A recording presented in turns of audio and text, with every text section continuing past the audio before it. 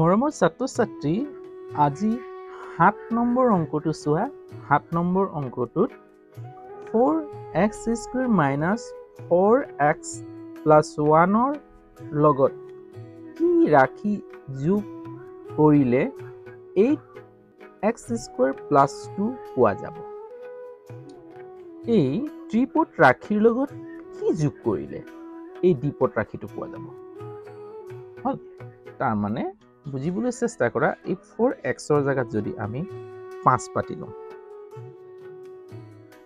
ধৰা 5 পাতি লৈছো, হল, এই গোটেইটো 5 বুলি ধৰি লৈছো। 5ৰ লগত কি যোগ কৰিলে 10 হ'ব। হল, মানে এই ৰাশিটোৰ লগত কি যোগ কৰিলে, ইয়াত কি যোগ কৰিলে এলত কি সমান 10 পোৱা যাব। হ'ব, 5ৰ লগত কি যোগ কৰিলে 10 পোৱা যাব, মানে এই ৰাশিটোৰ লগত কি যোগ কৰিলে এই ৰাশিটো পোৱা যাব। তাৰ মানে আমি উত্তৰটো কি লিখিম, তেতিয়া আমি কৰি দিম 10ৰ পৰা এই 5টো বিয়োগ কৰি দিম, হয় নহয়? তেতিয়া কি যাব, 10ৰ পৰা 5 বিয়োগ হলে 5। বুজিবৰ বাবে এইটো কৰিছো। তাৰ মানে কি কৰিলো, আমি যোগ ফলৰ পৰা আমি এই ৰাশিটো, এটা ৰাশিটো দিয়া ৰাশিটো বিয়োগ কৰি দিম, তেতিয়া এই ৰাশিটো ওলাই যাব। হল, তাৰ মানে এই ৰাশিটোৰ পৰা যদি এই ৰাশিটো বিয়োগ কৰি দিওঁ তেতিয়াহ'লে এই ৰাশিটো ওলাই যাব, হয় নে? কি ৰাশিটো বুজিছা? এই 10টো যদি যোগফল হয়, এই যোগফলৰ পৰা দিয়া ৰাশিটো বিয়োগ কৰি দিলে কি যোগ কৰিছিলে সেইটো ওলাই যাব। তাৰ মানে আমি কি লিখিম চাবা,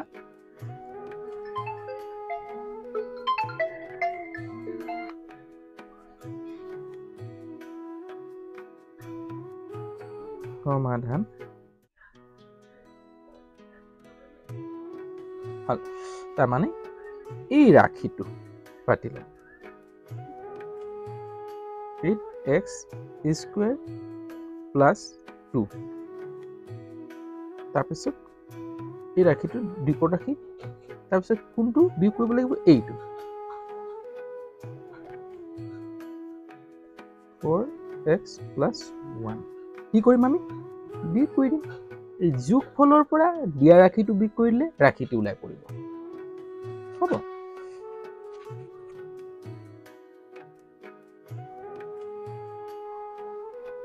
সমান বিয়োগ কৰিব লাগিব 8x² + 2 মাইনাছে প্লাছে -4x², এই মাইনাছে এই মাইনাছ কৰোঁতে ডাইৰেক্ট ইয়াত কি যাব, প্লাছ x², এই মাইনাছে এই প্লাছে মাইনাছে প্লাছে মাইনাছ হ'ব। এই বিয়োগ আৰু ইয়াত এখন থাকিলে যোগ ধৰি ল'ব লাগিব, বিয়োগে যোগে বিয়োগ চিহ্ন হৈ যাব। এই বিয়োগে বিয়োগে কি হৈ যাব, যোগ চিহ্ন হৈ যাব। বিয়োগে যোগে বিয়োগ চিহ্ন হ'ব, কাৰণ এই বিয়োগ কৰিলে কি হ'ব, তাৰ পিছৰ ৰাশিকেইটাৰ চিহ্নবিলাক সলনি হৈ যায়। হল, এতিয়া 8x ইয়াৰ লগত এই x² মিলিছে নহয়, ওচৰত লৈ আনো 8x², 4x², হয় নহয়? তাৰ আগত কি আছে, মাইনাছ চিহ্ন আছে, মাইনাছ চিহ্ন দিবা। হ'ব, এতিয়া চোৱা, এই 2 আছে নহয়, প্লাছ সংখ্যা আছে, আৰু ইয়াত কি আছে, সংখ্যা 1 আছে। কিন্তু চাবা 4x এটা আছে যে, সেই 4xটো আগত লৈ আনা প্ৰথম। হল, আৰু x নাই নহয় ইয়াত, গতিকে এই সংখ্যাটো পাছলৈ লৈ যোৱা 2x - 1। হল, সংখ্যা মিলাই দিলো। এইটো 4x তাৰ লগত যোগ বা বিয়োগ নহয়, 4x থকা ৰাশি নাই, গতিকে 4x ডাইৰেক্ট পাতি দিলো। এতিয়া চোৱা, এই দুটা x² মিলিছে, 4x টো নাই মিলা, থাকি গ'ল সেইটো, হয় নহয়? 4x আৰু বেলেগ ৰাশিও নাই, গতিকে এই সংখ্যা মিলিছে। এতিয়া চোৱা, ইহঁতৰ মাজত যোগ বা বিয়োগ হ'ব, এতিয়া কি হ'ব, যোগ বা বিয়োগ চাওঁ, প্লাছ যোগৰ, এইটো বিয়োগৰ, যোগে বিয়োগে বিয়োগ, যোগে বিয়োগে বিয়োগ, অৰ্থাৎ এটা যোগৰ থাকিলে এটা বিয়োগৰ থাকিলে অংকটো বিয়োগ কৰিব লাগিব। 8ৰ পৰা 4 বিয়োগ হ'লে কিমান হ'ব, 4, অৰ্থাৎ 8x², 8টা x² পৰা 4টা x² বিয়োগ হ'লে 4টা x² থাকিব। হল, 4x² থাকিব, 8টো ডাঙৰ, তাৰ আগত প্লাছ চিহ্ন বহি যাব, সেইটো 4x। 4x কাৰ লগত 4x থকা ৰাশি নাই, গতিকে সেইটো এনেকৈ বহি যাব। এই দুটা যোগ বা বিয়োগ হ'ব, যোগ হ'ব মানে বিয়োগ হ'ব চাওঁ। প্লাছে মাইনাছে অংকটো মাইনাছ হ'ব, অৰ্থাৎ বিয়োগ হ'ব। 2ৰ পৰা 1 গ'লে 1, ডাঙৰটো কি আছিলে? ডাঙৰটো কি আছিলে? প্লাছ 2, তাৰ আগত প্লাছ চিহ্ন, প্লাছ হ'ব। আমি কি পালোঁ? যোগ কৰা সংখ্যাটো কি পালোঁ? 4x² প্লাছ 4x প্লাছ 1 পাইছোঁ। এতিয়া চাবা, এতেকে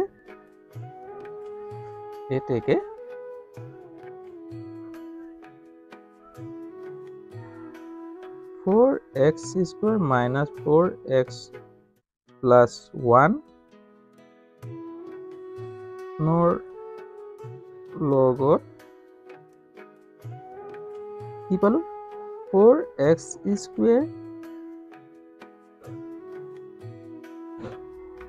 plus 4x plus 1 ৰাখিটো বা যোগ কৰিলে লিখিলে 1 ব্ৰেকেট দি দিয়া, যোগ কৰিলে কিমান পাম? 8x² plus 2 পোৱা যাব। হয়, উত্তৰটো এইটো পালোঁ আমি। এতিয়া প্ৰমাণ কৰি চোৱাচোন, ইহঁত যোগ কৰিলে সঁচাই হ'ব না নহয়। চমুকে প্ৰমাণ কৰি দিছোঁ হা। চাবা, ইয়াৰ লগত কি যোগ কৰি, এইটো যোগ কৰিলে কৈছোঁ তো, চোৱা পাতি দি আছোঁ, যোগ কৰি দি আছোঁ। চোৱা 4x² minus 4x plus 1 ইয়াৰ লগত যোগ কৰি দিওঁচোন। এতিয়া এইটো পাম নাই? চাবা প্ৰমাণটো, x² plus 4x plus 1 হ'ব। এতিয়া চাবা, ইয়াতে ওলাই যাব অংকটো x² minus 4x plus 1 প্ৰমাণ কৰি চাইছোঁ দেই। এইটো যোগ কৰিলে এইটো পাম নাই? যোগফলটো plus 4x² plus 4x plus 1। এতিয়া চোৱা, এই 4x² মিলিছে নহয়? x²। এতিয়া চোৱা, প্লাছে প্লাছে প্লাছ 4 কিমান হ'ব? 8x² হ'ব তই। এতিয়া চোৱা, minus 4x plus 4x, x মিলিছে, গতিকে এটা প্লাছৰ এটা মাইনাছৰ কি হৈ যাব? 0 হৈ যাব। 4ৰ পৰা 4 গ'লে প্লাছে মাইনাছে মাইনাছ হৈ যায়, 4ৰ পৰা 4 গ'লে 0 হ'ব। দেখোন এইটো সংখ্যা +1 প্লাছে প্লাছে প্লাছ, একে 2 হ'ল যোগ চিহ্ন। উত্তৰটো পালোঁ না এইটো, গতিকে অংকটো শুদ্ধ। যদি ইয়াত কিবা কনফিউজ থাকে তেতিয়াহ'লে কমেণ্ট কৰিবা। কমেণ্টত মই তোমাৰ উত্তৰসমূহ দিবলৈ চেষ্টা কৰিম। আৰু যদি কিবা খোকোজা যদি থাকে বিনা দ্বিধাৰে কমেণ্ট কৰিব পাৰা। আজিলৈ হ'ব। যদি ভিডিঅ'টো চাই ভাল পাইছা তেতিয়াহ'লে লাইক এটা কৰি দিবা, আৰু চেনেলত যদি নতুন তেতিয়া চেনেলটো ছাবস্ক্ৰাইব কৰি ল'বা, আৰু সময়মতে মোৰ ভিডিঅ'সমূহ পাবলৈ বেল আইকনটো টিপি দিবা, যাতে মই ভিডিঅ'টো দিয়াৰ লগে লগে তোমালোকৰ মোবাইললৈ যায়। এইদৰে তোমালোকৰ যদি মৰম চেনেহ পাই থাকোঁ, উৎসাহ উদ্দীপনাৰে মই কাম কৰিম, আগলৈও কাম কৰি যাম, আৰু ন কৌশলসমূহ মই যি জানো তোমালোকক শিকাবলৈ প্ৰয়াস কৰিম। আজিলৈ হ'ব। আকৌ অন্য এটা ভিডিঅ'লৈ আকৌ এইদৰে তোমালোকৰ ওচৰত উপস্থিত হোৱাৰ আশাৰে আজিলৈ বাই বাই।